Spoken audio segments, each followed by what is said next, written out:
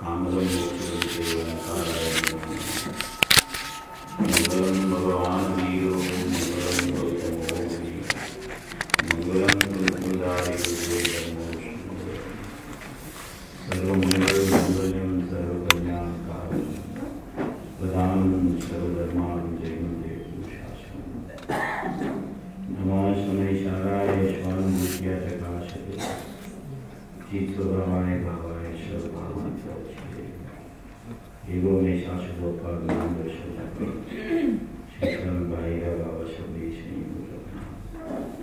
मारो शाश्वत दर्शन दान दर्शन जीव छे दाखल दर्शन लक्षण भाव दुर्वचन निरंतर गति पांडे शरीशित वंदी कर्म सुखे मुस्ताप निज मोक्ष पंथे ध्यान और देह ने विमान नित्य विहार नहीं विरत ओम नमः शिवाय।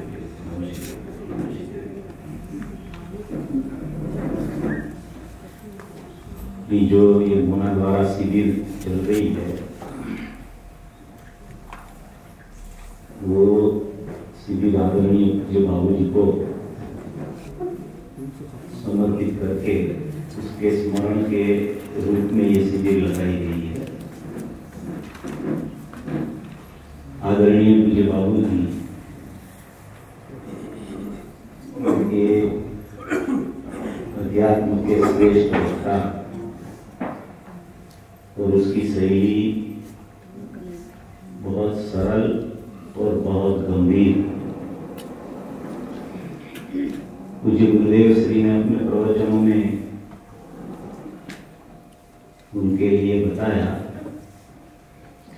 कि ये बहुत धीर और गंभीर है।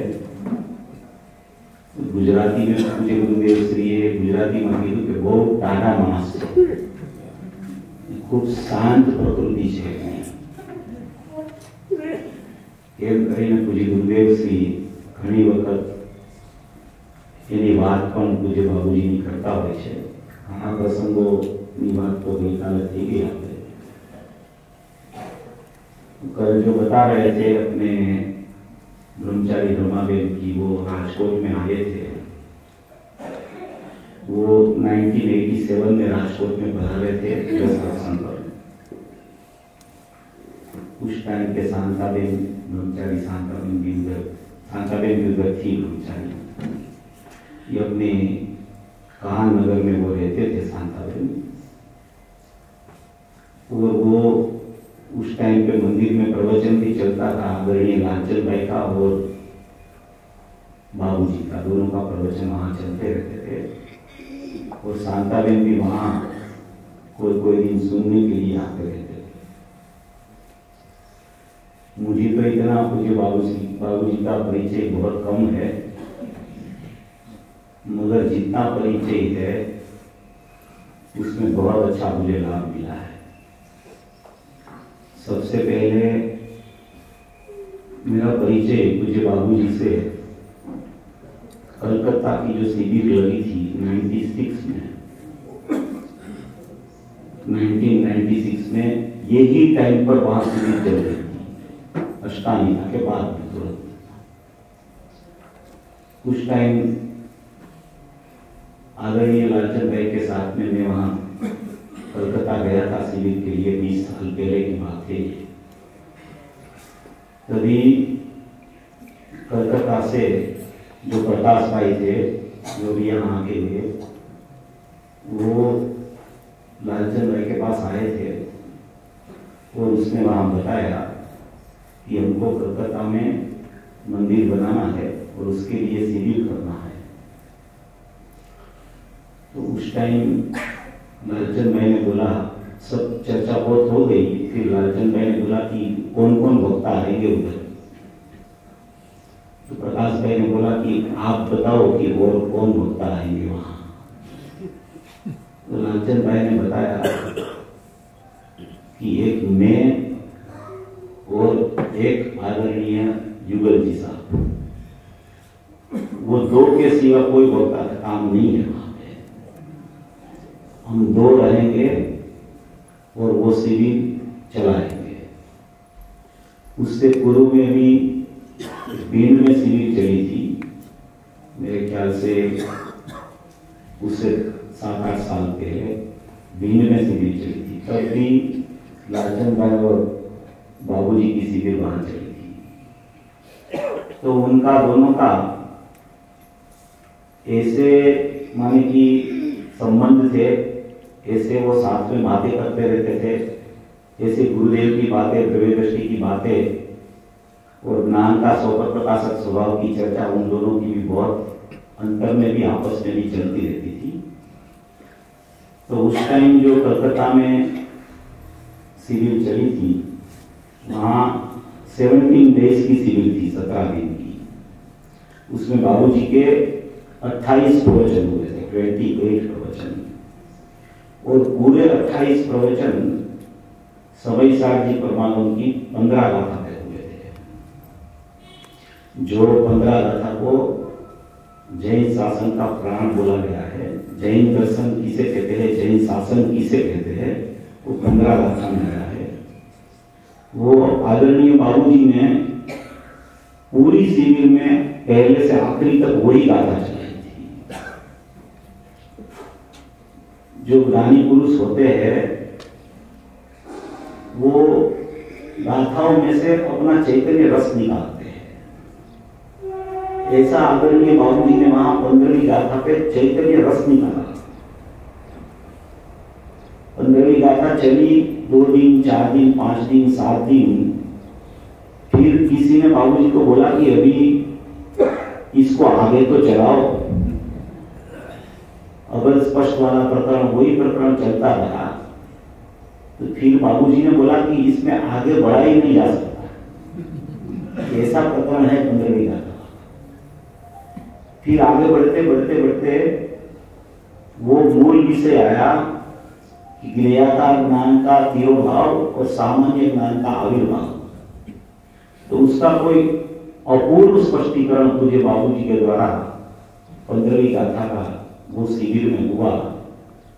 आप लोग सब उसकी सीढ़ी सुन लेना। उसमें बहुत मर्म वाला प्रकरण मुझे बाबूजी ने बोला है। और जो ये स्वपर प्रकाशक स्वभाव के जो प्रश्न यहाँ आ रहे हैं, तो ये कलकत्ता की पूरी शिविर में लालचंद भाई का जो भी प्रवचन है और आदरणीय बाबूजी का भी जो प्रवचन है, उसमें ये विषय को दोनों विद्वानों ने बहुत छेड़ के उसका बहुत स्पष्टीकरण किया है। एक बार उसकी सुनने की जिसकी इच्छा हो, सीडी मिले तो सुन लो, सीडी तो मिलती है सब। उसमें बहुत अच्छा प्रकरण आया। तो उस टाइम मेरे को पूज्य बाबूजी का परिचय 17 दिन रहा, क्योंकि हम साथ साथ में ही एक बिल्डिंग में रहते थे। भोजन भी वहां साथ में ही चलता था। तो उसका वात्सल्य, उसकी गंभीरता, उसकी शांत मुद्रा और कोई भी वस्तु को स्पष्ट करने की जो शैली उसकी है, और शास्त्र में जो शब्द गाथा में लिखा है वही शब्द बोलेंगे और आगे पीछे शब्द नहीं होगा वो लाइन का। ऐसी उसकी स्पष्ट शैली थी। उसके बाद में मुझे मेरे कारण से कोटा 2014-15 में जाना हुआ। तो 1.25 साल में मैं 8 से 9 बार कोटा गया था। उस टाइम जितनी बार गया मैं, उतनी बार बाबूजी के पास 2-2, 3-3 घंटा शाम को चर्चा करनी होती थी मेरी। और ये भाई साहब चिन्मय भैया को पता है सब। तो वहां अव्यक्त के बोल की चर्चा, अवुर लघु गुण वाली चर्चा, सद्गुण हानि वृद्धि वाली चर्चा, जो भी माने कि प्रश्न पूछा जाए उसका उत्तर इतने विस्तार से और स्पष्ट रूप से मिलता था। उसको तबीयत, उनकी शारीरिक स्थिति बहुत नाजुक थी, बार बार खांसी भी आती रहती थी। फिर भी उसने कभी ऐसा नहीं बोला कि अभी अपन ये चर्चा बंद करते हैं, चर्चा स्टॉप करते हैं, आप कल आ जाना, ऐसा कभी नहीं बोला।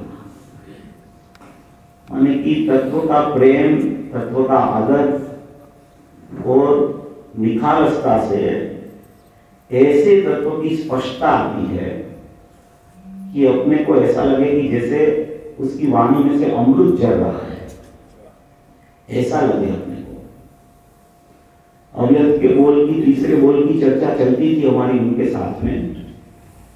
चित्त सामान्य में चैतन्य की समस्त व्यक्तियां अंतर्निमग्न है, वो चर्चा चल रही थी। तो बाबूजी ने वो चर्चा शुरू करते करते बोला कि विभाव असत है, इसलिए हमको उसकी चिंता ही नहीं है। तो नियम साहब का 34वां कलश है, वो मैं 8 बार गया, 3 बार मुझे ये कलश बताया उसने। विभाव असत होने से उसकी हमें चिंता नहीं है। हम तो हमारे हृदय में जो अपना चैतन्य परमात्मा विराजमान है, उसके एक के ही स्मरण में लगे रहते हैं। ऐसा 3 बार वही कलश, वही कलश, वही कलश, वही दोहराते हैं। इसलिए कहने का तात्पर्य ये है कि जो ज्ञानी पुरुष होते हैं वो सदाए अपने में, अपने से रहते हैं, सदाए अपने में लीन रहते हैं। या तो उपयोग रूप या तो परिणति रूप वो रहते अपने में ही है।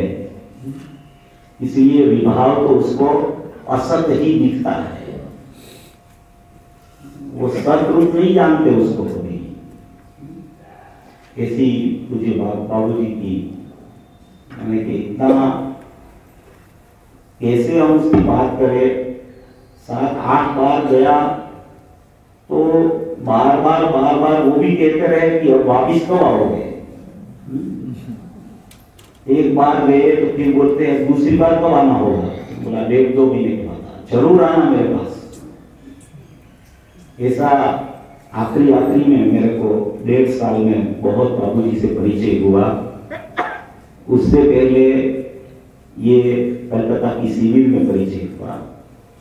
तो ऐसा निकट परिचय इतना ही रहा, मगर जितना परिचय रहा उसमें मेरे को जो फायदा हुआ उसका मैं वर्णन नहीं कर सकता हूँ, क्योंकि मैं लालचंद भाई के साथ भी रहता था 8 साल तक।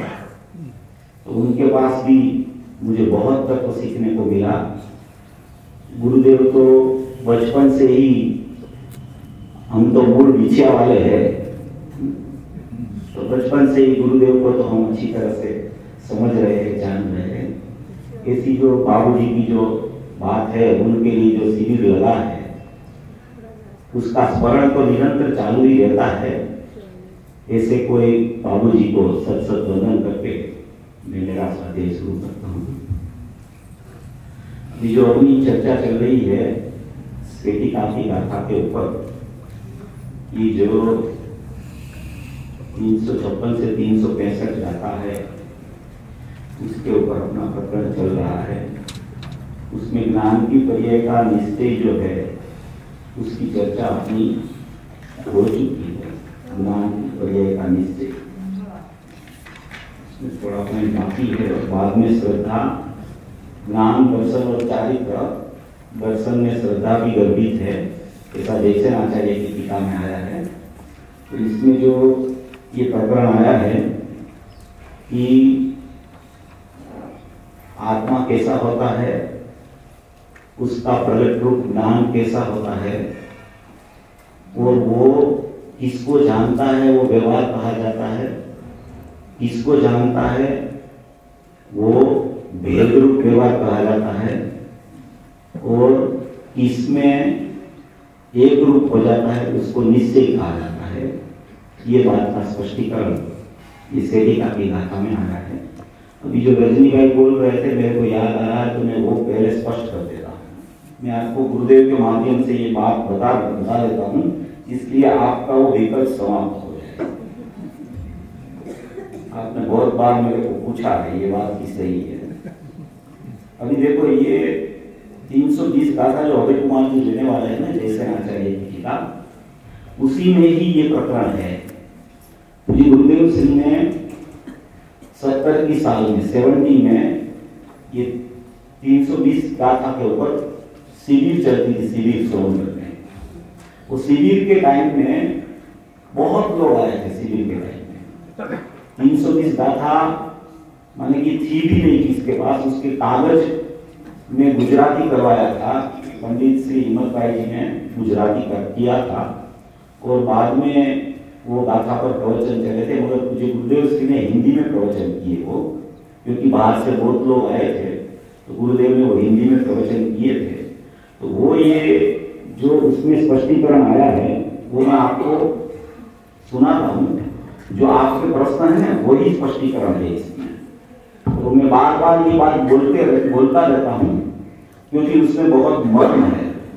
एक ऐसा जीव को लगता है कि भाई अंदर का स्वरूप तो कैसा भी हो, मगर जब तक उपयोग बाहर भटक रहा है और उपयोग को अंदर ले जाना है, अभी कार्य तो उसी से होता है।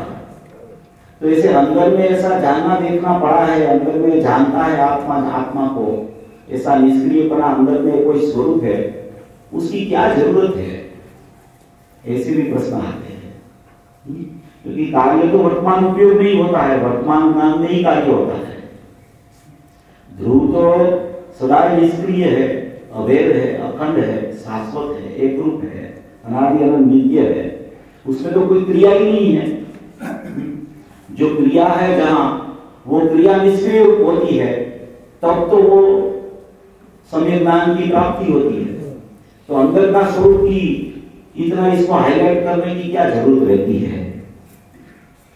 तो उसमें ऐसा है कि अंदर का स्वरूप ही उपयोग में समझ में आवे ना, तभी उपयोग अंदर जाता है, तभी उपयोग बाहर से छूटा ऐसा कहने में आता है। जब तक उपयोग का उपयोगवान तरफ नहीं लगे तब तक कार्य सिद्धि कभी नहीं होती है। इसलिए जब ध्रुव की बात समझाने की जो कोशिश की जाती है, उसमें अंदर में अंदर भेद क्या है वो भी समझाने की बात कही जाती है, तो उस समय वो उपयोग उधर लगता है जीव का, उस समय वो उपयोग उधर लगता है। इसलिए वहां न वहां या तो भेद रूप या तो अभेद रूप उधर ही उसका ज्ञान काम करता रहता है। और वो जो उसका भेद समझाया जाता है तो वो भेद भी समझता है, तो उसका ज्ञान वो भेद पर चला जाता है, तो वो अभेद का भेद होने से वो अभेद हो जाता है। ऐसा कोई प्रकरण मुझे गुरुदेव सिंह ने खोला है इसमें। जब जो सकल निरावरण अखंड प्रत्येक प्रतिभास में अविनश्वर शुद्ध परिणामी परम भाव लक्षण नीच परमात्मा द्रव्य वही मैं हूं।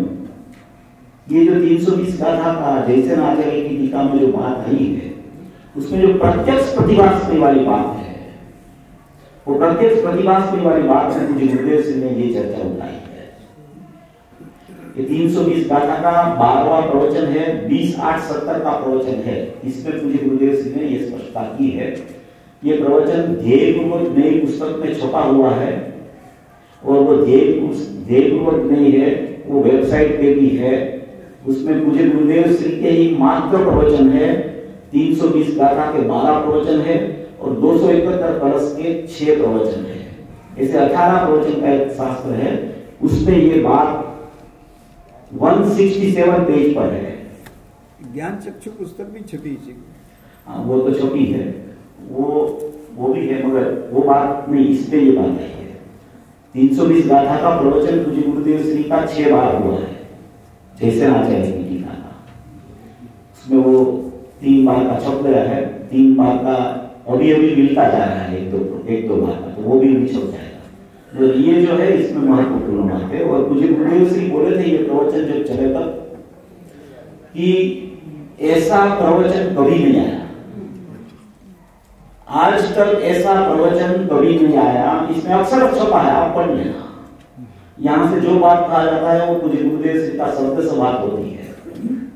देखो इसमें लिखा है, मुझे गुरुदेव श्री बोलते हैं भगवान प्रत्यक्ष, वो अंदर प्रत्यक्ष प्रतिभास, જાણે કે જ્ઞાન પ્રત્યક્ષ આવે છે ને ભાઈ નિયમ સારમાં कि कारण समय सार को जानने वाला ज्ञान त्रिकाल उसमें पड़ा है। कारण समय सार को, कारण समय सार माने त्रिकाली द्रव्य, उसको जानने वाला ज्ञान वो त्रिकाल उसमें अंदर पड़ा है। तो कारण समय सार और उसको जानने वाला ज्ञान वो दो हो गया, क्योंकि उसको जानने वाला ज्ञान अंदर पड़ा है।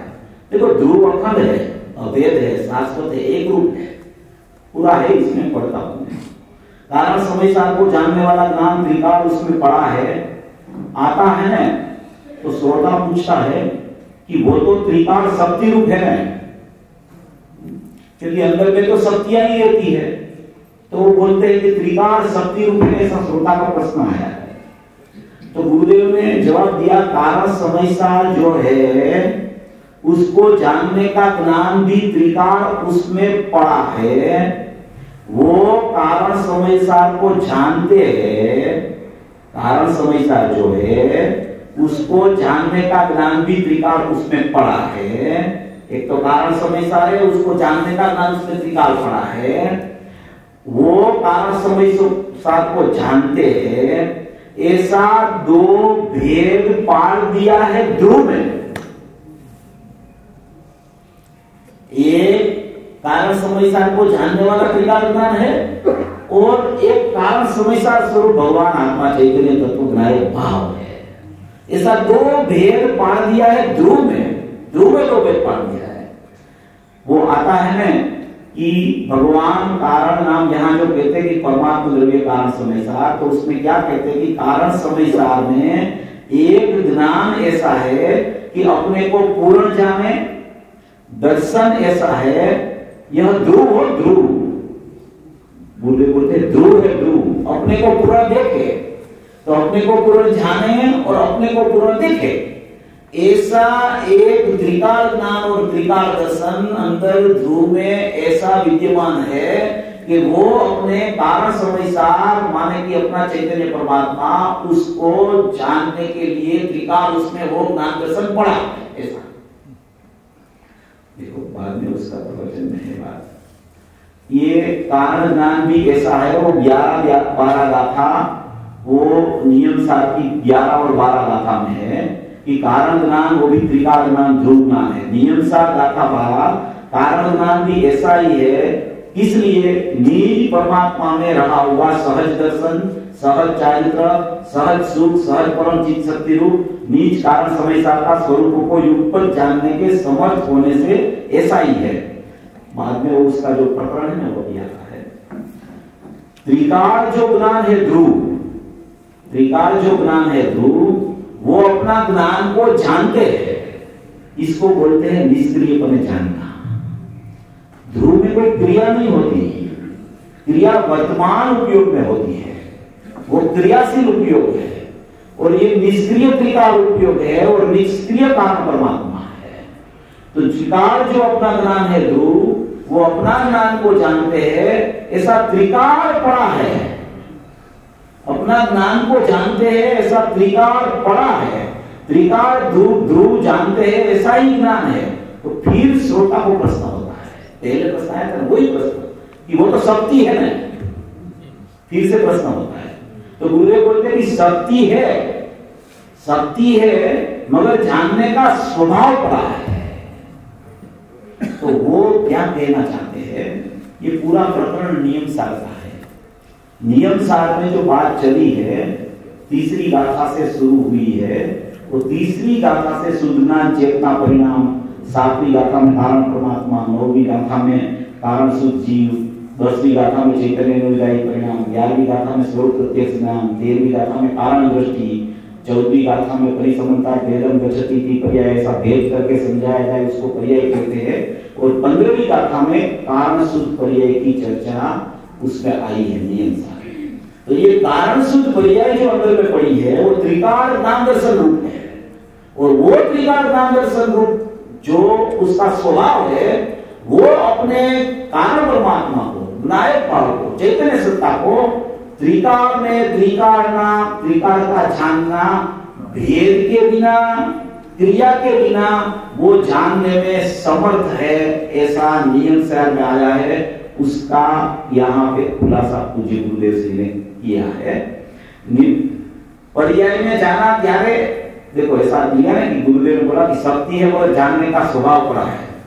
बाद में पूज्य गुरुदेव जी बोलते हैं कि पर्याय में जाना तब ऐसा पता चला कि ऐसा त्रिकाल जानने वाले को जानता है, ऐसा निर्णय तब होता है।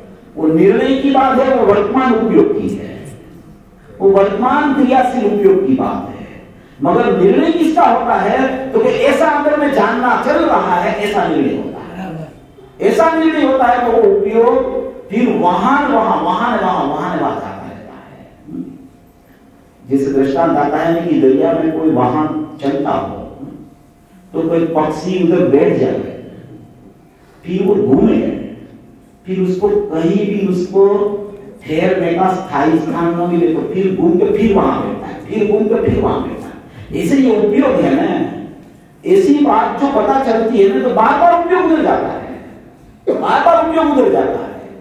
उपयोग उसको स्मरण में लेता है, बाकी सब बातें वो भूल जाता है। उपयोग का काम ही जानना है, और जानना कहां से आता है, कहां ऐसा जानना पड़ा है, और ऐसा जानना कहां से वर्तमान आता है, ऐसा उपयोग को पता चलता है। तो उपयोग को उपयोगवान को छोड़ता ही नहीं है, ऐसा इस पे कहना चाहता है। इसलिए रत्नीबाई इसमें आप पढ़ लेना, बहुत अच्छा प्रकरण है।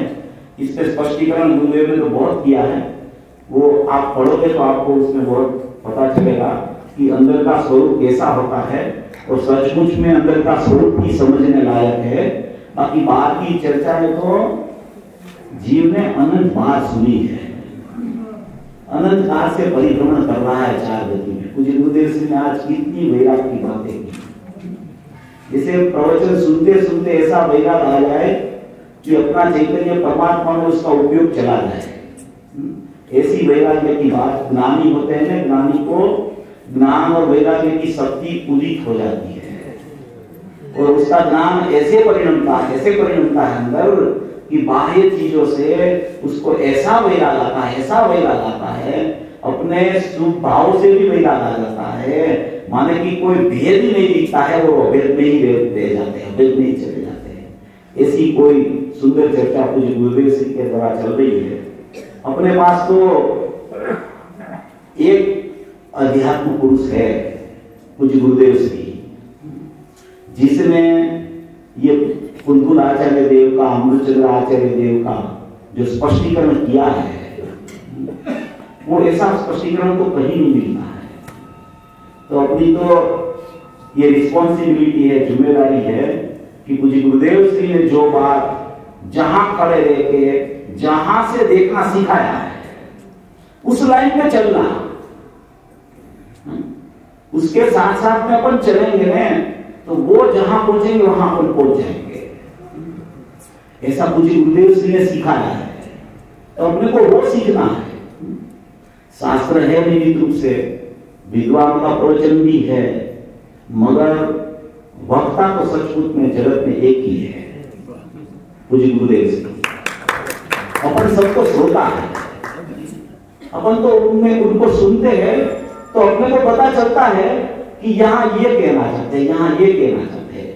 अपने को अपने ज्ञान से पता चलता है, मगर नियमित रूप से ऐसा महापुरुष होवे तब ही ये बात समझ में आती है। उपादान की जागृति भी तब होती है। ऐसी कोई बहुत महत्वपूर्ण बात है पूज्य गुरुदेव जी की।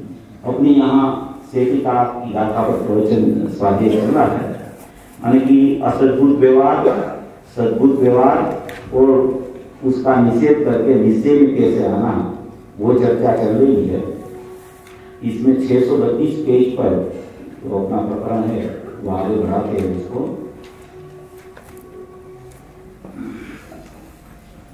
एकदम नीचे है, और आगे और विचार करते हैं कि यदि चेतयिता उद्गर आदि का नहीं है तो किसका है? चेतयिता का ही चेतयिता है। इस चेतयिता से भिन्न ऐसा दूसरा कौन सा चेतयिता है कि जिसका यह चेतयिता है? इस चेतयिता से भिन्न अन्य कोई चेतयिता नहीं है कि तू वेदो स्वस्वामी रूप अंश ही है, और यहाँ स्वस्वामी रूप अंशों के व्यवहार से क्या साध्य है, कुछ भी साध्य नहीं है, तब फिर नायक किसी का नहीं है, नायक तो नायक ही है, यह निश्चय है। तो यहाँ क्या बताना चाहते हैं कि चेतयिता माने जानने देखने वाला आत्मा, वो एक जीव तत्व पुद्गल का कभी नहीं हो सकता, और पुद्गल को जानता है और को जानता है, वो भी सचमुच में व्यवहार है, और आत्मा को जानता है, वो भी सद्भुत व्यवहार है। आत्मा तो आत्मा, नायक तो नायक ही है, वही निश्चय है। ऐसा इस पे कह के सभी व्यवहार का निषेध करा के निश्चय में इस पे लाया जाता है। ये ज्ञान की पर्याय का निश्चय की चर्चा है। उसके बाद में कोई दर्शन की और चारित्र की चर्चा रहेगी। अभी इस पे लिखते हैं कि इस प्रकार यहाँ यह बताया है कि आत्मा परद्रव्य को जानता है, यह व्यवहार कथन है। आत्मा अपने को जानता है, इस कथन में भी स्वस्वामी स्वरूप व्यवहार है, नायक नायक ही है, यह निश्चय है। अब ये आत्मा परद्रव्य को जानता है, ये व्यवहार है, यह व्यवहार है। यहाँ कितनी बार ये बात चली, कुछ गुरुदेव श्री के प्रवचनों में भी ये बात, देखो आज के प्रवचन में भी आई, कल भी आई थी, ये बात तो चल ही रही है। तो आत्मा परद्रव्य को जानता है, वो व्यवहार भी सचमुच में कब कहा जाता है, सचमुच व्यवहार कब उदित होता है, कब कहा जाता है। ज्ञान का तो स्वभाव प्रकाशक स्वभाव है, वो स्वभाव तो छूटता नहीं कभी ज्ञान का, मगर जब तक जीव अगर स्वपर प्रकाशक स्वभाव है तो पर का जानना होता है, तो स्व का जानना भी उसको होना ही चाहिए। स्वपर प्रकाशक स्वभाव है, अभी स्वपर प्रकाशक स्वभाव है तो स्व को न जाने और खाली पर को जानना उसका नाम ही व्यवहार, पर को जानना उसका नाम व्यवहार, तो पर को जानता ही रहे कि ये व्यवहार है, पर को जानता है कि ये व्यवहार है, तो उसमें उसकी कार्य सिद्धि नहीं होती है। एकांत ज्ञान पर की तरफ लक्ष्य करके जानता है, उस ज्ञान का नाम मिथ्या ज्ञान कहा गया है। उसका नाम मिथ्या ज्ञान है, क्योंकि वो स्व को छोड़ के पर तरफ गया है, उसने स्व को छोड़ दिया है, उपयोग च्युत हो गया है नायक से। वो नायक से च्युत होके पर की सन्मुखता पूर्वक पर को जानने में लगा है कि ये पदार्थ ये राग है, ये आठ कर्म है, ये नव तत्वों का परिणमन है, ये रागादि भाव है, ये चौदहवें स्वरूप लोक है। ऐसा ज्ञान उधर ही भटकता है, उधर ही भटकता है, उधर ही भटकता है और अपने स्व को छोड़ के चलता है, तो उसको मिथ्या ज्ञान बोला जाता है। और वो अज्ञान है, वो व्यवहार नहीं है, वो अज्ञान है, क्योंकि उसको ज्ञान को प्रगति नहीं हुआ है। अभी व्यवहार कब कहा जाता है कि उसको स्व का संचेतन हो जाए। मैं नायक भाव ही हूं, मैं चैतन्य स्वरूपी भगवान आत्मा हूं, नायक तो नायक ही है, ऐसा उसको अहम होकर स्वसंवेदन हो जाए, तब वो स्वपर प्रकाशक है, उसका प्रकाश सम्यक होता है। और बाद में जो उसका उपयोग है उसमें पड़ता जानना होता है, तो उसको व्यवहार कहा जाता है। व्यवहार है, व्यवहार है, व्यवहार है, ऐसा करके भी जीव उसको जानता ही रहता है, एकांत से उसको जानता है। तो वो जानना, तो उसका निषेध करना पड़ेगा। उसको आचार्य भगवान ने निषेध करने के लिए व्यवहार बताया है कि डगले में पगले व्यवहार का निषेध करना, तब तो निश्चय में जाएगा। निषेध है ना, वो विधि को बलवान बनाता है। ये पर को नहीं जानता हूं और मैं मेरे आत्मा को ही जानता हूं, ऐसा विधि निषेध अज्ञानी करता है, तो वो आत्मसन्मुख हो जाता है। गुरुदेव ने भी लिया है बहुत जगह पे ऐसा। देखो, उसमें ज्ञान का स्वभाव जो है उसको छोड़ने की बात नहीं है। ज्ञान का स्वभाव तो स्वपर प्रकाशक ही है, मगर उसका लक्ष्य कहां चलता है, उसका उपयोग काम कहां कर रहा है, अभी उसका उपयोग बार बार परत की तरफ क्यों चला जाता है, बाह्य का विषय समझने के लिए क्यों चला जाता है उपयोग। जो वहां उपयोग चला जाता है तो वो स्व को छोड़ता है, वो उपयोग उपयोग में बाल गोपाल सबको अनुभूति स्वरूप भगवान आत्मा जानने में आने होने पर भी, आता होने पर भी वो स्वीकार ही नहीं करता, और उपयोग को बाह्य में शास्त्र ज्ञान में या कोई भी रागादि भावों में ही निरंतर उसका उपयोग लगता रहता है। तो ऐसा एकांत पर प्रकाशक जो ज्ञान है वो मिथ्या ज्ञान है, उसको अज्ञान बोला जाता है। और वास्तविक में जो स्व पर प्रकाशक ज्ञान है वो स्व का अनुभव के बिना, स्व को जाने बिना वास्तव में स्व पर प्रकाशक उसको नहीं होता है। स्वभाव है वो अलग बात है, स्वभाव तो है उसका स्व पर प्रकाशक, जानना उसका स्वभाव है। वो जानने में किसको जानता है? अपने को जानता है कि एकांत पर का लक्ष्य के पर को जानता है। बस वहां भेद ज्ञान की प्रक्रिया है। वो भेद ज्ञान उधर चलता है कि मैं तो मेरा विनायक भाव को ही जानता रहता हूं, उपयोग में उपयोग ही है, अनुभूति स्वरूप भगवान आत्मा मुझे जानने नहीं आ रहा है। वो कर्ता कर्मणिता क्रिया है कि ज्ञान क्रिया स्वभावभूत होने से उसका निषेध नहीं हो सकता। तो वो ज्ञान क्रिया तो चलती है स्वभावभूत, उपयोग में उपयोग ही है। जीव वस्तु चेतना लक्षण से जीव को ही जानती है। इसमें आया कि ज्ञान आत्मा को भी जानता है, वो भी व्यवहार है, वो भी भेद है, उसको भी छोड़ दे। तो अभी पर की तो चर्चा बहुत दूर है। ऐसा सद्भुत व्यवहार का भी निषेध करवाते हैं यहां। तो असद्भुत व्यवहार में अभी तो जीव फंसता है, उपयोग उधर ही चला जाता है, उसका बाहर ही चला जाता है। आचार्य भगवान कितनी गाथा में बोलते हैं, कितनी गाथाएं हैं समय साल में, उसमें यही बात दोहराते ही रहते हैं। 69 गाथा है, स्वस्थ बहुरूपी स्वभाव 71वीं गाथा है, बाद में ये सेविका की गाथा है, 181 गाथा उपयोग में उपयोग वाली है, ऐसी 8वां कलश है, जीव वस्तु चेतना लक्षण से जीव को ही जानती है। ऐसी बहुत सी गाथाएं, बहुत से प्रकरण में ये बात आई है कि जीव को जानना ज्ञान कभी छोड़ता ही नहीं, उसी को उपयोग बोला जाता है। वास्तव में वही उपयोग है जो उपयोगवान को न छोड़े, वही ज्ञान क्रिया है कि स्वभावभूत अपना विनायक भाव को भी न छोड़े। इसलिए वो ज्ञान क्रिया का निषेध नहीं किया जाता, रागादि भाव का निषेध है, क्योंकि ज्ञान क्रिया भी अनादि अनंत है, विनायक भी अनादि अनंत है, इसलिए वो स्वभावभूत है। ज्ञान क्रिया में विनायक भाव बसता है, ऐसा अपना स्वरूप है, ऐसा अपना चैतन्य तत्व है, ऐसा अपना विनायक भाव है। तो यहां वो आत्मा पर को जानता है। वो व्यवहार क्यों कहा कि कोई भी ज्ञान में ज्ञान स्वतः से निरपेक्ष होता है, कोई की अपेक्षा से उसको जानना ज्ञान में नहीं होता है। ज्ञान स्वतः से अपने से ही स्वपर को अपने में रहकर जानता है, मगर उसमें भेद करना कि पर को जानता है, तो इसलिए वो पर की अपेक्षा आने के कारण इसमें व्यवहार कर गया है। ये कल भी सवेरे लिया था ये बात। तो इस तरीके से इसको समझना है, माने कि प्रयोजन तो ये है कि अपने को विनायक में जाना है। ये सब व्यवहार का निषेध क्यों कराते हैं कि व्यवहार का निषेध वही निश्चय का वाच्य है। व्यवहार का निषेध करके ही जीव अपने निश्चय स्वभाव में आरूढ़ हो जाता है, ऐसा इस पे कहना चाहते हैं। अभी श्रद्धा की चर्चा है। अभी ये जो पैराग्राफ चलता है ना, वो एक ही बात इसमें ज्ञान दर्शन और चारित्र में एक ही बात है, खाली वहां यहाँ दर्शन की बात है, उसके बाद के पैराग्राफ में चारित्र की बात है। तो श्रद्धा का जो प्रकरण है, दर्शन का श्रद्धा का प्रकरण, उसको अपन ले लेते हैं।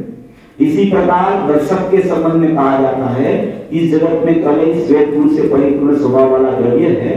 दीवार आदि पर द्रव्य व्यवहार से उस कलय का श्वेत्य कलय के द्वारा श्वेत किए जाने योग्य पदार्थ है।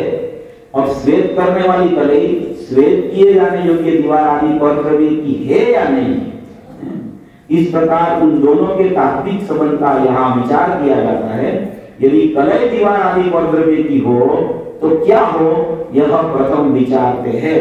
अगर ये कलई जो खड़ी है वो पर द्रव्य की हो, माने कि भीत की हो, दीवार की हो, तो क्या दोष आता है? तो दो द्रव्य की एकता हो जाती है, या तो खड़ी का नाश हो जाता है अगर दीवार पे वो दीवार के साथ एक में हो जाए तो एक द्रव्य का अन्य द्रव्य रूप संक्रमणता को 103 गाथा में ही निषेध किया है। तीसरी गाथा में कहा एक द्रव्य दूसरा द्रव्य का कुछ करता नहीं है, सभी द्रव्य अपने गुण पर्याय को चुनते हैं और फल द्रव्य के साथ कभी एकत्व अभेद कभी नहीं होता है। ऐसा करके ये कहते हैं कि यह प्रथम विचार करते हैं जिसका जो होता है वह वही होता है। ये सिद्धांत ये सेठिका की गाथा में मूल और महत्वपूर्ण सिद्धांत दिया है। जिसका जो होता है वो वही होता है। अगर घड़ी खड़ी भीत की हो जाए तो खड़ी ही भीत हो जाती है, या तो भीत खड़ी की हो जाए तो भीत ही खड़ी हो जाती है। खड़ी भीत की हो जाए या तो भीत खड़ी की हो जाए, वो सबके ही नहीं है। जो जिसका हो वो उसका ही होता है। ऐसे ही आत्मा का ज्ञान वो ज्ञान आत्मा ही है, आत्मा का दर्शन वो दर्शन आत्मा ही है। आत्मा का चारित्र माने कि आत्मा अपरोक्त स्वभाव वो अपरोक्त ही है। उसको कोई दूसरे द्रव्य के साथ संबंध होता ही नहीं है। सभी द्रव्य अपने द्रव्य गुण पर्याय से अवस्थित है, उसमें दूसरे द्रव्य का कोई आदान प्रदान और कोई कर्तव्य लागू ही नहीं करता। कर्ता कर्म और व्यापक संबंध तो कभी नहीं होता है। और निमित्त नैमित्तिक संबंध से भी यहाँ इसमें व्यवहार की चर्चा भी पीछे आई है। वो निमित्त नैमित्तिक संबंध भी दो द्रव्यों की दो पर्याय के बीच में चलता है। और दो द्रव्यों की दो पर्याय के बीच में जो निमित्त नैमित्तिक संबंध चलता है उसको व्यवहार कहा गया है। और वो व्यवहार अभूतार्थ और असत्यार्थ करके सद्भुत व्यवहार में आके मेरे निश्चय में चला जाए कि मैं तो नायक हूँ, मैं तो दर्शक हूँ, मैं तो अपोहक हूँ और ऐसा गुण का भी भेद मेरे में नहीं है, मैं तो जो हूँ वो, उसको निश्चय बोला जाता है। जिसका जो होता है वह वही होता है। जैसे आत्मा का ज्ञान होने से ज्ञान वह आत्मा ही है, ऐसा तात्विक संबंध जीवंत विद्यमान होने से कलई यदि दीवार आदि की हो तो कलई उन दीवार आदि की ही होनी चाहिए, अर्थात कलई दीवार आदि स्वरूप ही होनी चाहिए। ऐसा होने पर कलई के स्वद्रव्य का उच्छेद हो जाएगा। अगर दीवार की हो जाए कलई तो स्वद्रव्य का कलई का ही उच्छेद हो जाएगा। अभी ज्ञान पर का हो जाए तो ज्ञान का ही उच्छेद हो जाएगा। ऐसा तो कभी होता ही नहीं है, इसलिए कहते हैं कि उच्छेद हो जाए, किंतु द्रव्य का उच्छेद तो होता नहीं, क्योंकि एक द्रव्य का अन्य द्रव्य रूप से संक्रमण होने का तो पहले ही निषेध किया गया है। इसलिए यह सिद्ध हुआ कि कलई दीवार आदि की नहीं है। और आगे विचार करते हैं यदि कलई दीवार आदि की नहीं तो कलई किसकी है? कलई की ही कलई है। कलई से भिन्न ऐसी दूसरी कौन सी कलई है कि जिसकी कलई है? इस कलई से भिन्न अन्य कोई कलई नहीं है। माने कि कलई कलई की है, भीत भीत की है। ऐसा दो द्रव्य की भिन्नता बता के अंदर में एक द्रव्य में सद्भुत व्यवहार है, उसको भी छोड़ के निश्चय नायक तो नायक की है, दर्शक तो दर्शक की है, यही बता रहा है इसमें। ये सब प्रकरण जो एक बार आ गया ना, ऐसा ही इसलिए मैं पढ़ जाता हूँ थोड़ा। कलई से भिन्न ऐसी दूसरी कौन सी कलई है कि जिसकी यह कलई है? इस कलई से भिन्न अन्य कोई कलई नहीं है, किंतु वो दो स्वस्वामी रूप अंश ही है। यहाँ स्वस्वामी रूप अंशों के व्यवहार से क्या साध्य है? कुछ भी साध्य नहीं है। तब फिर कलई किसी की भी नहीं है, कलई कलई की है, यह निश्चय है। देखो ये श्रद्धा है ना, श्रद्धा में जो व्यवहार कहा जाता है ना, वो जैसे देव शास्त्र गुरु की श्रद्धा है, नव तत्व की देव रूप श्रद्धा है, छह द्रव्य की श्रद्धा है, वो सब व्यवहार में जाता है। वो श्रद्धा श्रद्धेय की है, वो सद्भुत व्यवहार में जाता है। और मैं श्रद्धेय ही हूं, उसका नाम निश्चय है। ऐसा समझना इसमें कि पर का लक्ष्य से जितना भी कोई भी गुण की पर्याय का परिणाम हो गए, पर का लक्ष्य से हो गए, पर की अपेक्षा से हो गए, तो जो भी परिणाम होता है वो सब व्यवहार में चला जाता है। और जो अपने में भेद होता है, श्रद्धा की पर्याय और श्रद्धेय परमात्मा, वो भी सद्भुत व्यवहार माने कि एक ही द्रव्य में भेद करना, उसको सद्भुत बोला जाता है। तो वो सद्भुत व्यवहार की ये श्रद्धा श्रद्धेय की है, और ये श्रद्धा मैं श्रद्धेय की करता हूँ, वो भी सद्भूत व्यवहार में जाता है। मैं श्रद्धेय ही हूँ, उसका नाम निश्चय है। तो बाबूजी ने उसके ये लेख में लिया है कि सम्यक दर्शन के लिए नायक ने उसका कोना कोना खाली कर दिया है, उसके रहने की जगह ही नहीं है। उसका मतलब ये है कि वहां जो पर्यायों और द्रव्य का भेद ही नहीं दिखता है, इसलिए कौन सम्यक दर्शन की पर्याय और कौन द्रव्य का लक्ष्य करे, वहां तो एक आत्मा ही है। मैं आत्मा हूँ, मैं नायक भाव हूँ, मैं चैतन्य परमात्मा हूँ, मैं श्रद्धेय हूँ, एक रूप परिपूर्ण परमात्मा हूँ, प्रकृति हूँ, अविनाशी परमात्मा हूँ, ऐसा ही वहां रहता है। उसे बोला जाता है कि वहां सम्यक दर्शन के लिए कोई जगह ही नहीं है। और उसने बताया ऐसा कि पूज्य गुरुदेव श्री के पहले भी अध्यात्म का चिंतन तो चलता था। पूज्य गुरुदेव श्री नहीं थे तब भी अध्यात्म का चिंतन चलता था, मगर वो चिंतन में अध्यात्म नहीं था। अध्यात्म का चिंतन चलता था, मगर वो चिंतन में कहीं अध्यात्म नहीं दिखता था। वो चिंतन पूज्य गुरुदेव श्री के बाद में ये चिंतन में अध्यात्म शुरू हो गया। तो ऐसी ऐसी जो गाथाएं हैं उसमें क्या बताना चाहते हैं, क्या कहना चाहते हैं, ऐसा व्यवहार का निषेध करके निश्चय में ले जाते हैं। नायक तो नायक ही है, परिपूर्ण परमात्मा, ध्रुव परमात्मा, मगर वहां जाना कैसे, वहां पहुंचना कैसे है? तो कि सभी व्यवहार का निषेध तू कदम कदम पे कर, भेद ज्ञान तू किया कर। मैं ये नहीं हूं, मैं ये हूं, मुझे तो ज्ञान ही जानने में आता है और कुछ जानने में आता ही नहीं है। ऐसा मैं ज्ञान स्वभाव आत्मा हूं, ऐसा पर के साथ संबंध तोड़ के, भेद का संबंध छोड़ के अभेद में चले जाना, ऐसा इसमें कहना चाहते हैं। तो ये फिर ये अपोहक वाला ये दृष्टांत है, उसी प्रकार ये दर्शन वाला ही बात है। अभी ये इसमें जो है ना वो वही है, माने कि अपन ने ज्ञान में पढ़ा था वही चर्चा इस दर्शन में लगा देना। फिर इसके नीचे इस प्रकार यहाँ यह बताया गया है कि आत्मा परद्रव्य को देखता है अथवा श्रद्धा करता है, यह व्यवहार कथन है। आत्मा अपने को देखता है अथवा श्रद्धा करता है, इस कथन में भी स्वस्वामी अंश रूप व्यवहार है। दर्शक तो दर्शक ही है, यही निश्चय है। अभी इसके बाद में अपोह माने कि त्याग की चर्चा, चारित्र गुण की चर्चा है इसमें कि आत्मा त्याग करता है कि त्याग स्वरूप ही आत्मा है, त्याग स्वभावी ही आत्मा है। उसकी ये अपोहक वाली चर्चा है कि अपोहक तो अपोहक ही है। और जिस प्रकार नायक तथा दर्शक के संबंध में दृष्टांत से कहा है, इसी प्रकार अपोहक त्याग करने वाले के संबंध में कहा जाता है इस जगत में। और ये अपोहक वाली चर्चा भी यही टाइप की पूरी इसमें दी गई है। उसका अपन मूल बात लेके फिर ये प्रकरण समाप्त करेंगे। 636 पेज पे है।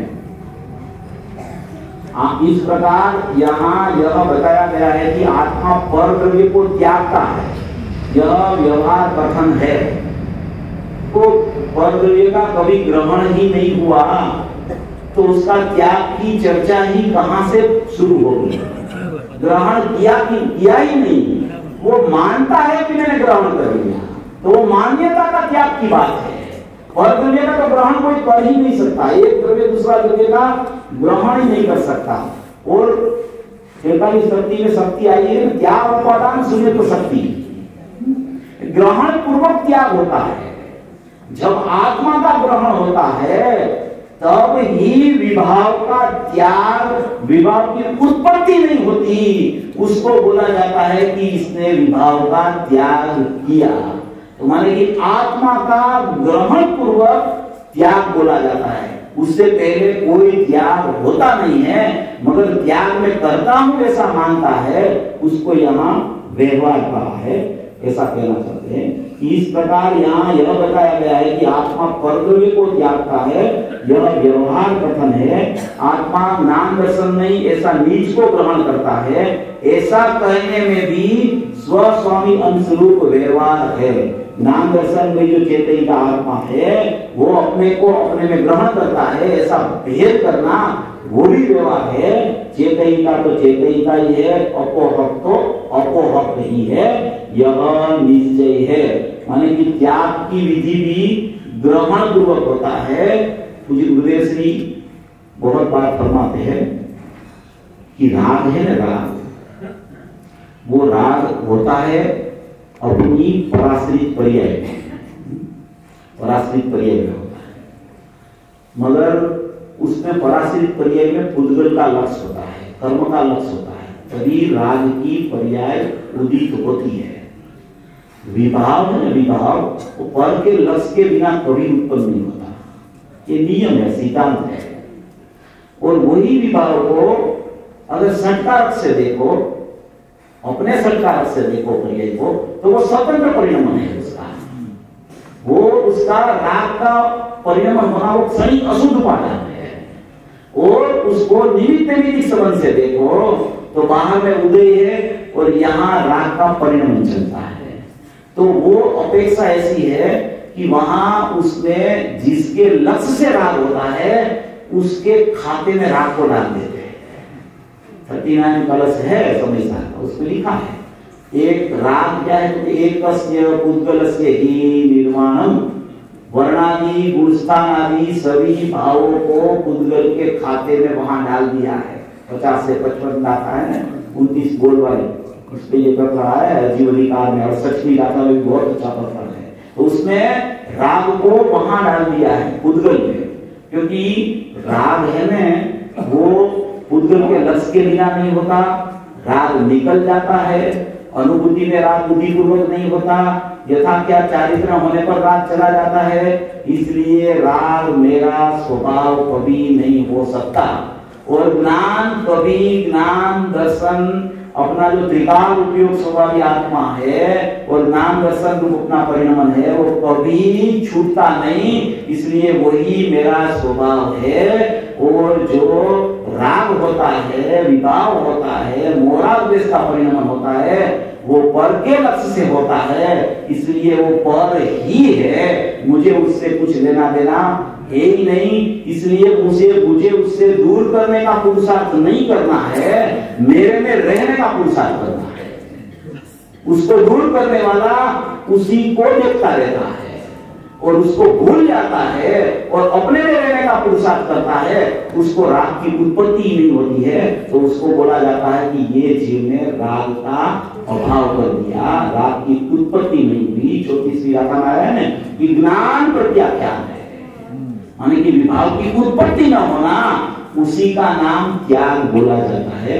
और अपोहक तो अपोहक ही है, ऐसा ज्ञान दर्शन चारित्र का प्रकरण है।